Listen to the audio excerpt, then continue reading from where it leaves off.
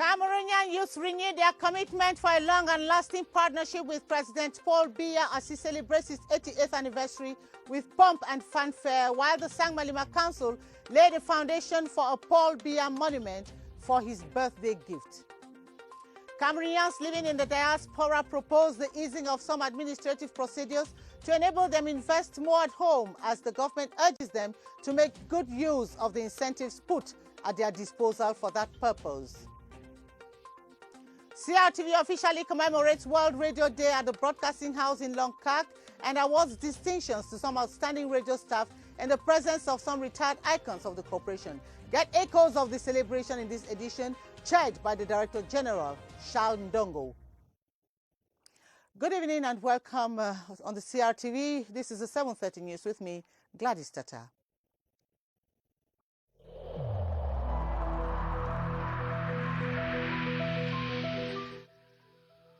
I have personally observed that most of our fellow citizens no longer comply with the protective measures prescribed by the government.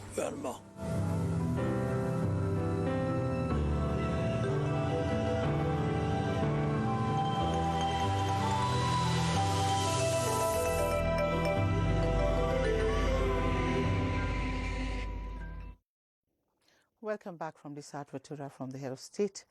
The Cameroonian youths and the President of the Republic, Paul Biya, have renewed their bond of fraternity, mutual love and partnership as a symbol of collective commitment to nation building.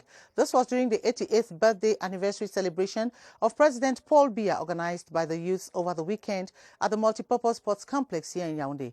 Over 2,000 youths from across the 10 regions of the country and scores of cabinet ministers attended the colorful birthday ceremony. Unity Palace correspondent Amin Ken Edward revisits the high points of this celebration. Happy birthday to you. Happy birthday to you, Papa. Happy birthday to you.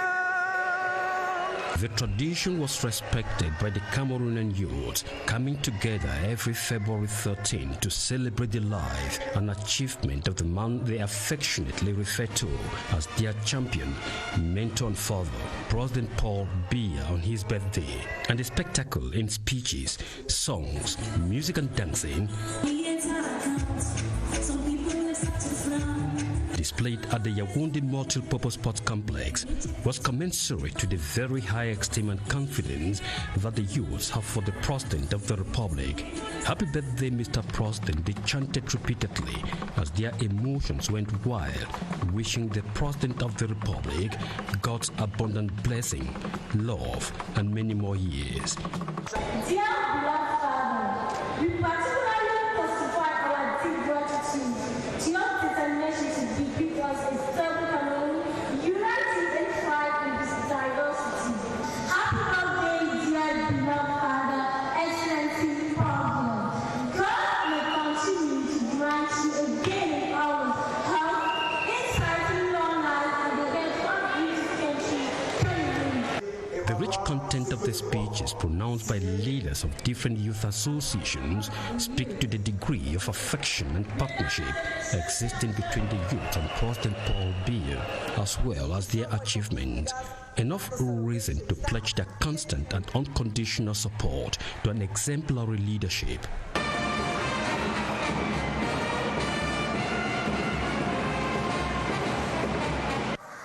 The social strata of Cameroon's youth are gathered here to celebrate yet another birthday that the Lord has graciously bestowed upon you. This bears witness to our gratitude and affection for you.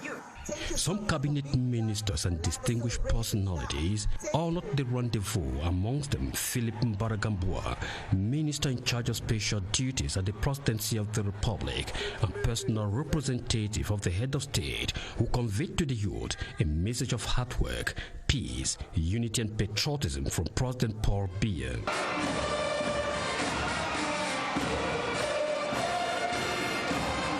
As a birthday present to the youth, the head of state, President Paul Biya, offered them a free entry to the musical concert of Congolese musician Fally Ipupa and a substantial cash package, and received in return a flamboyant painting of the head of state at the center of his grand opportunity vision. To crown it all, the over 2,000 youths sang and danced to the rhythm of Happy Birthday, taking their appointment for February 13, 2022.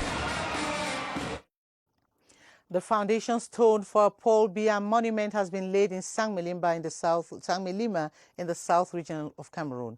It is an anniversary gift from the Sangmelima Council alongside the main street of the Ja and Lobo Divisional Headquarters, rebaptized Paul Biya Boulevard. The 80th anniversary celebration in Sangmelima was marked by an ecumenical service led by the Bishop of Sangmelima, Monsignor Christophe Zoa, who prayed for God to grant President Paul Biya good health and wisdom to steer the statecraft to prosperity. Pontianos Lawong reports from Crtv South in Bolova. Sangmelima's most popular street, stretching from the municipal grandstand to the SDO's office, baptized Paul Biya Boulevard, plus a foundation stone for the construction of a Paul Biya monument at the Avebeye-Kombo Junction. A 25-meter-high structure to sit at the center of what has been conceived to be the most significant leisure park in Cameroon. This is the gift offered by President Paul Biya's division of origin, Ja and Lobo, as he celebrates his 88th anniversary. Quite a symbolic and strategic site for a monument. It is the only junction that links up all the subdivisions of the Ja and Lobo division. A gesture in recognition of his sacrifices towards the preservation of peace and unity and the promotion of democracy and development in Cameroon. The president deserves this type of testimony, this type of monument, because he's the one who brought democracy in our country. In an ecumenical service led by the Bishop of Sangmelima Diocese, Monsignor Christophe Zoa,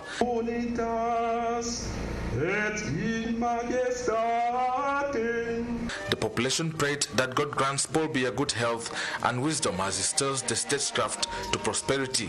Through the SDO of the Ja and Lobo, Damien Owono, the population has offered to Paul Biya his statue and a truck full of foodstuff, fruit of their labor.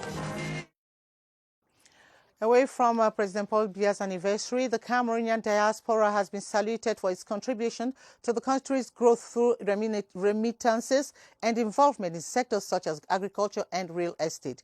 These are, however, hopes that the investment target other sectors such as energy and research to create real wealth. Clarice Aritakang has more. More than 5,000 billion CFA francs sent home from Cameroonians living abroad in 14 years. The study conducted by the UN Development Programme highlights the influence of the diaspora on the country's economy. We are involved in education, we're involved in healthcare sectors, agriculture, industries, and such. We send basically 700 billions every year in this country to help the families, to help the country. From real estate and agriculture to services, the domains of investment have spread beyond the know-how and expertise of the promoters. However, the Cameroonian diaspora is yet to be strong in areas which have a proven potential to change the domestic socio-economic dynamics. The government should expand the financial sector and make the process of transfer of remittances to the country much easier and less expensive. If there's a way to reduce custom duties, even give them tax exemptions on some goods. We can really help Cameroon in sectors like industries, innovation, new energies, and what we call agriculture 3.0, for example. But for that to happen, we need some administrative changes. Analysts are thus pushing for more collaboration between all parties in order to see the diaspora play a greater role in Cameroon's growth agenda. Double nationality for about a decade has been the much talked about request of the Cameroonian diaspora for easier integration, but the file is still in process due to its diplomatic complexities. This notwithstanding, government has several platforms for the integration of both the illegal and legal migrants. BrigadeAntiSardinard reports on some of the platforms. Illegal immigrants constitute difficult to handle diaspora, but government has integrated many returnees. We have helped more than 4,500 migrants to return to the Cameroon, and on on those 4,500 migrants, we are help more than 2,500 of them to have a financial support to create their enterprise. The support program for the return and integration of Cameroonian diaspora, BrigadeAntiSardinard, has other platforms. We also have initiative of youth from the diaspora to come and teach youth in Cameroon how to use computer to make programs. We make many campaigns, sensitization campaign against irregular migration. Partnership and education are also of great import. We are help 38 initiative of the diaspora through in many domains.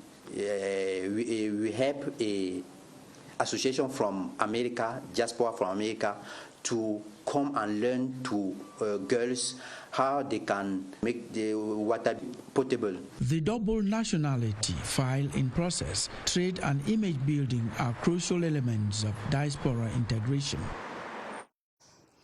Well, joining me in the set is Joyce Kimbe Fowaju. Good evening, Joyce. Good evening, Gladys. And welcome. You're welcome. Yeah, well, Joyce, can you just tell me, so what could be done, by the Cameroonian diaspora to foster development back at home? Yes, Gladys, we must not lose sight of the fact that here although there are some vocal Cameroonian diaspora who see nothing good in the country and would go any mile to rubbish the image, there are equally existing millions of patriotic citizens abroad who have the interest of their country, Cameroon, at heart. Proof is that many of them have been clamoring for reforms that can, as we heard in the previous papers, that could help them conveniently contribute in the country's development.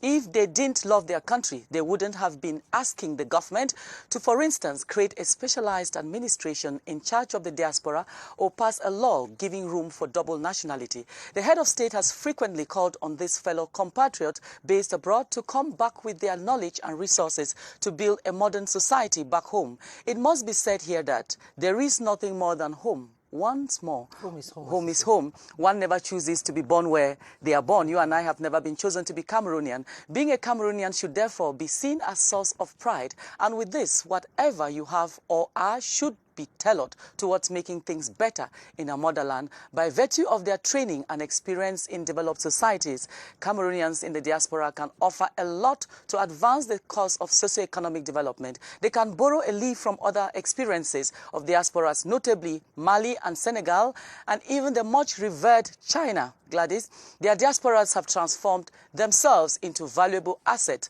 and in pushing through their country's growth. For example, see this. According to the Central Bank, the contribution of Senegalese diaspora in external financing represent about a whopping 900 billion CFA francs annually.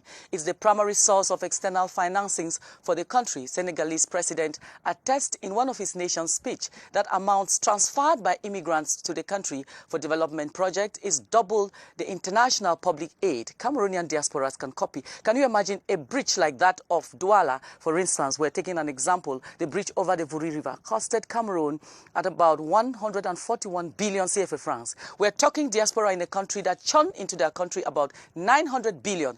If now the Cameroonian diaspora could put themselves together and put in money, they could finance projects. That's what we're talking about. Yeah, Joyce, and what do you think, it could be done, to encourage the diaspora to be more involved, in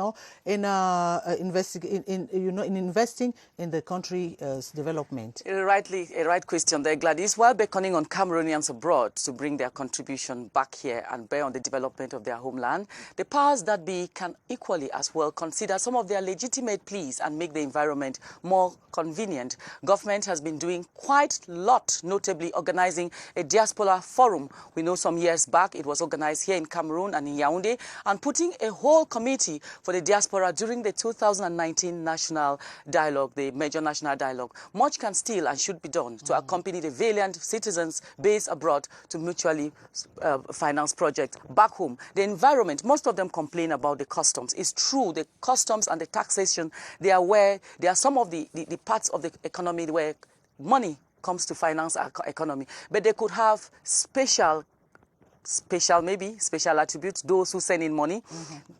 notwithstanding, Gladys, we should make it clear here that a lot of Cameroonians send money as remittance back home to our families. You have a brother, you have a son abroad, they send money. They send money maybe for health bills, but we're talking here about investing in projects where if they advertise a project, Cameroonians could put themselves into groups and then come in. Instead of the country borrowing money from the Bank of China, for instance, or from the World Bank, they could say, okay, we in the diaspora, we have enough money. We'll finance this project. That is planting their money back in their country to harvest interest. That could be, well, for the development of the country and also for their own economic growth, Gladys. Thank you very much, Joyce, for being here. You're welcome. And that is Joyce Kimbe, forward you a senior economic analyst here on the CRTV.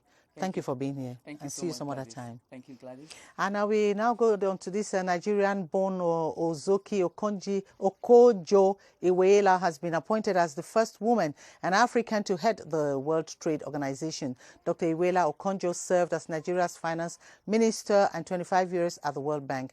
The 66-year-old development economist believes trade is an instrument to take people out of poverty and will have the challenge of coming up with new ways to boost trade on competitive terms. Under her stewardship, the World Trade Body will equally be expected to fix the U.S.-China trade war. And after several meetings held in Yaoundé, N'Djamena, and recently in Paris to mobilize funds for the financing of CEMAC integrated projects, the population of CEMAC member states are keen on seeing these projects executed, which is why a second ad hoc meeting is holding in Douala to spell out the modalities for execution, as you tell us, Mercy Ashu of CRTV Littoral in Douala. From words to action, this is where ad hoc committee members in charge of mobilizing finances for CEMAC projects are looking to as they meet downtown Accra for the second time to identify projects already set for execution. Out of 12 projects selected, Cameroon is set to benefit from projects related to education, electricity, and road infrastructure. We were lucky to get financing for the electricity connection between Cameroon and Chad. Then we have other projects like a bridge on between Cameroon and Equatorial Guinea. We are working on the university, Central African University. That is a university with a campus in Sangalima and another in West. For 5 days, the ad hoc committee members, who are experts from BrigadeAntiSardinard, the African Development Bank, the World Bank, will communicate to CEMAC finance ministers their calendar of events for these projects that should integrate the sub-region. The deliberations that require the input of experts via video conferencing is taking place within the context of the respect for barrier measures against the coronavirus. The Cameroon Customs Anti-Fraud and Smuggling Unit, Alcomi, recently intercepted several operations of smuggling, contraband and illicit trade within Cameroon's borders. Customs fraud, which is on the rise, is said to affect state budget at over 250 billion CFA francs annually. With the reinforcement of Alcomi operations, CRTV's Veronica Benyela has been investigating on the impact of smuggling on the economy and measures to curb illicit trade.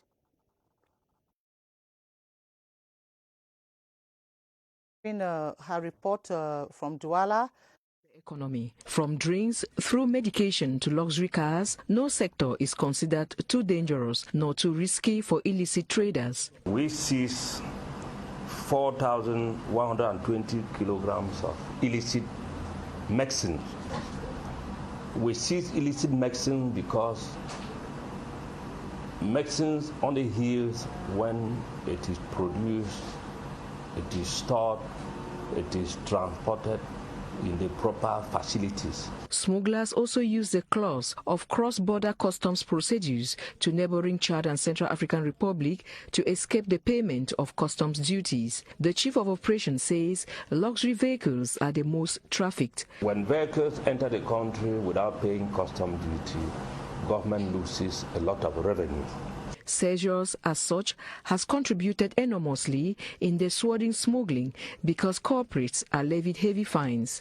Our Cameroon has increased vigilance and random controls are coming up in the days ahead. We seize this opportunity to sensitize the public, and that people who own vehicles and that they are not sure that those vehicles paid custom duties, they can come to the customs and inquire.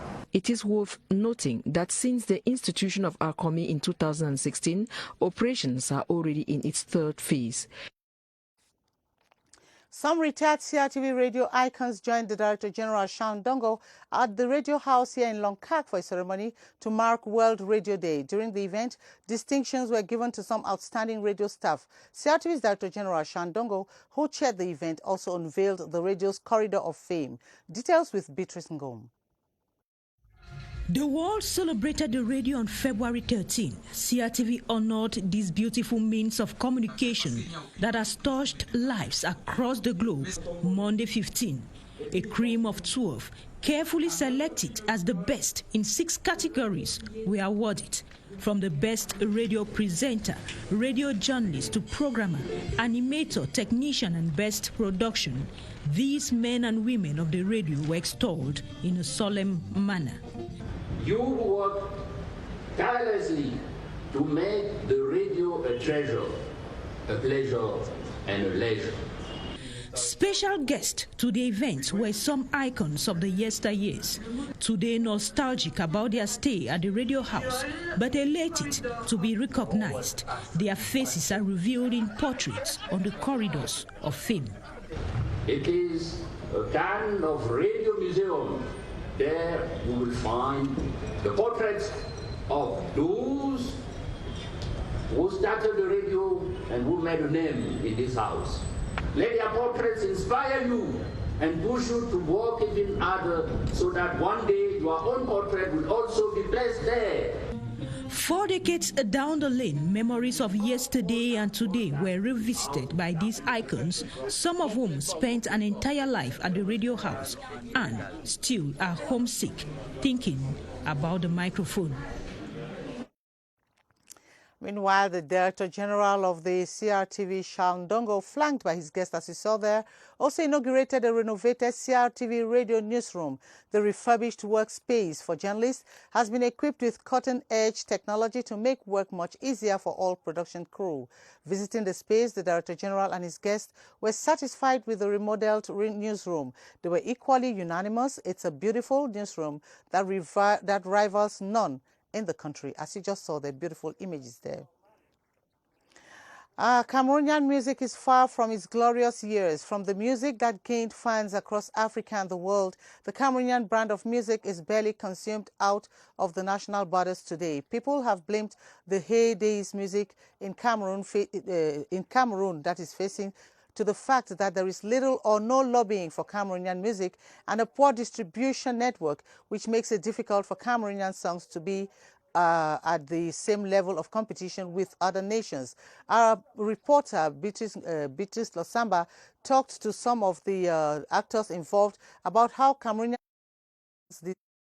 to become more international. Talents in the musical world has known successes with global music icons. Today, fans across the world still nod to the Makossa and Bikusi brands of music from Cameroon, but in relatively fewer numbers than in the 70s, 80s, or 90s. Why? In those days, we had producers who had the means to record music in good companies. With the advent of piracy led on worsened by development in the digital industry, it's become very difficult for them to sell. It boils down to the fact that Cameroonians themselves don't valorize what is jazz.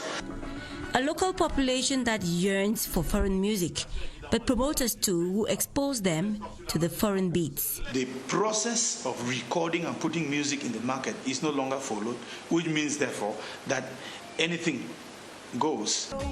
In spite of all the odds, Cameroonian musicians stay ambitious, but need governments to regulate the sector and provide more support. Let the Minister of Arts and Culture hit the hand on the table and say, no, every media house in Cameroon should play 80% of Cameroon music.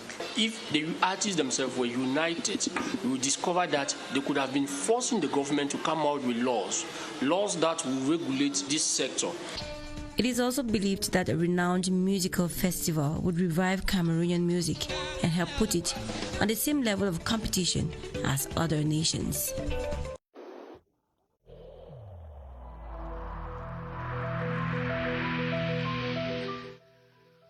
I urge you once again to put on your face masks, to wash your hands regularly, and to consult a physician or any other health personnel if you notice any symptoms.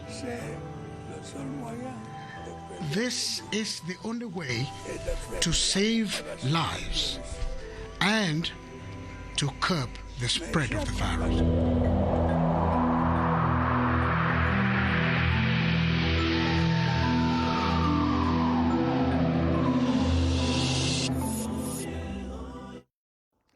The Minister of Public Health, Dr. Manauda Malachi, has congratulated health personnel in the country for the key role they played during the just-ended African Nations Championship by limiting the spread of the coronavirus. He was speaking last Friday while chairing an evaluation meeting of the competition. But what can we retain so far after the Shan?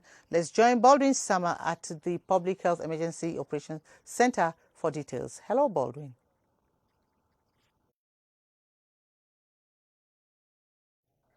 Good evening to you, Gladys Tata. They were so involved, so active throughout the African Nations Championship, these health practitioners, and that is why the minister had to congratulate them for the key role they played throughout the competition. As you actually asked, what can we retain at the end of this African Nations Championship with regards to the respect of anti-COVID-19 barrier measures? Let's find out from Dr. Joseph Okam, who is our guest tonight. Good evening, Doctor. Good evening, Baldwin. Briefly, what can we retain after this African Nations Championship?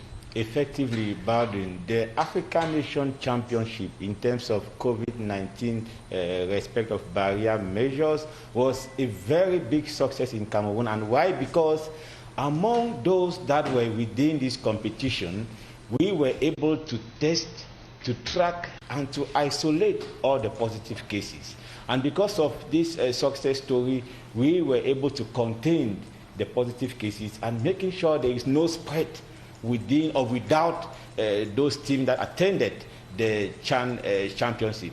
And thanks to that, Cameroon was able to maintain a stable rate of COVID-19 positive cases during Shan, which means our health system is really effective. And we are going to use this same success story against the Mount Cameroon Rose of Hope and also against the upcoming Fcfa Basket Championship. Thank you so much, Dr. Joseph Okam, for explaining all these to us. We are reminded of the necessity to continue respecting the different outlined barrier measures so as to be able to limit the spread of COVID-19 in Cameroon. Back to you, Gladys Tata. Thanks once more, Baldwin Sama, and hope to be in your company tomorrow. And the Sultan Ibrahim Bombonjoya has inaugurated the reconstructed town gate of Fumban, seat of Bamun dynasty. The ceremony, which took place in the presence of administrative and traditional authorities, revealed to the public innovations made, one of which is the addition of the royal chair, the throne of the Sultan. Cynthia Sabtala was in Fumban for that ceremony and reports that the doorway into the capital city of the Noon division was burnt in a fire incident in November last year. Cynthia?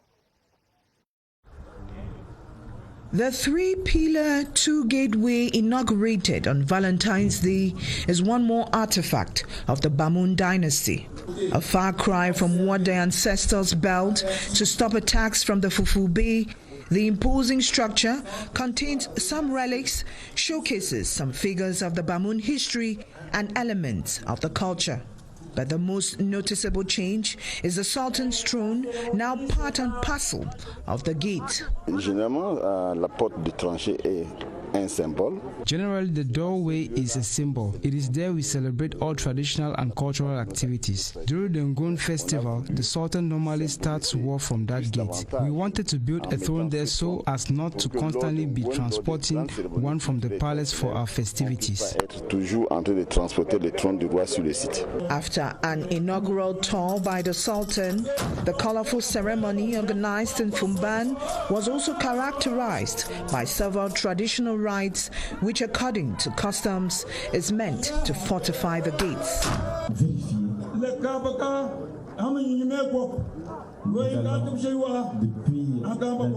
nous sommes les animistes et nous croyons en seul Dieu vivant dans le champ de Raphia. Though intended palace celebrations were cancelled due to the recent loss of the Sultan's brother, the people still beamed with pride at this new doorway born from the ashes. And we conclude this newscast with this advertorial from the South region, with one of a renowned maritime companies has given the name Crtv to one of its vessels. The CGM Crtv was welcomed at the Crtv Deep Sea Port Mboro this Monday by the port authorities, who say the name will boost the image of the Crtv Deep Sea Port on the competitive market. Polycarp Abie tells us more from CRTV South. CGM Crtv, a 255 meters long, 14 meters deep, and with a capacity to carry 5,500 containers of 20 feet ship, is the first of its kind to dock at the Crtv Deep Sea Port since it went operational in 2018. The vessel, having left Singapore 17 days ago with a crew of 20 members and goods on board, landed at the port of Mboro safely and were received by Bertrandi, commander of the Crtv Deep Sea Port. We are pleased to welcome the CGM Crtv. That's the name that was given to the vessel, showing a sign of sympathy, sign of a strong symbolic sign. Being the first time to engage in the African-Asia voyage through Crtv, the ship captain received a symbolic gift from the Director General of the Crtv Deep Sea Port, Patrice Melon, presented by his representative, commander of the Crtv Deep Sea Port. Yes, of course, it's nice that people recognize a vessel, and also CGM as owner of vessel, and as I said, we have a good time and we are very pleased. This symbol attached to CGM does not only tighten their partnership, but makes the Crtv Deep Sea Port and Cameroon known in maritime trades. Having Crtv as a vessel name is a kind of promotion that CGM is going to carry out, so that the Crtv port will be well known. Before sailing for Cotonou in Benin, the vessel, flying the Malta flag, has received the tribute it deserves at the Crtv Deep Sea Port in Mboro. The two tugs baptized King Madula and King Mayase entered into action, forming a guard of honor, sprayed magnificent jets of water, a ritual for the baptism of the Crtv Deep Sea Port as a farewell. Well, that's where we draw the curtains. Thanks for watching. Join Adel Mbala at 8:30 for the news in French. I'll be back same time tomorrow. Until then, stay blessed. Good night.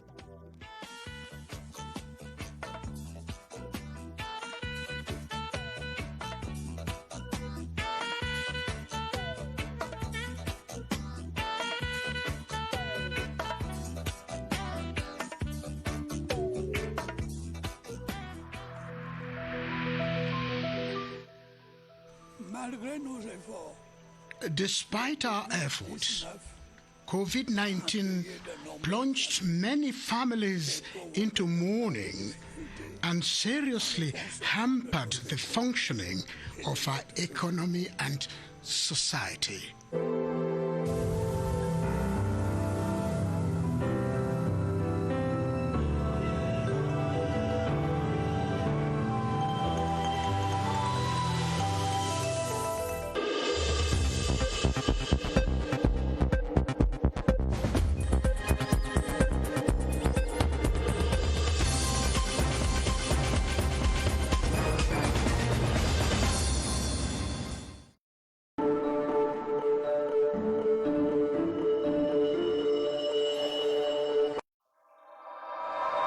Today, La Regionale continues its expansion by opening its share capitals to you. From February 9th to the 26th, 2021, take the opportunity to share your projects by buying La Regionale shares at the pre-share price at 42,000 CFA. Log on to laregionalbourse.com or chat on WhatsApp +237 696 666 400. La Regionale, better than what you think.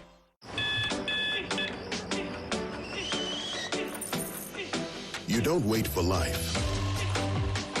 You go to meet life. It's not about how many chances you get. It's what you do with what you've got. Cup after cup. morning after morning. Start strong, finish strong. It all starts with a Nescafe.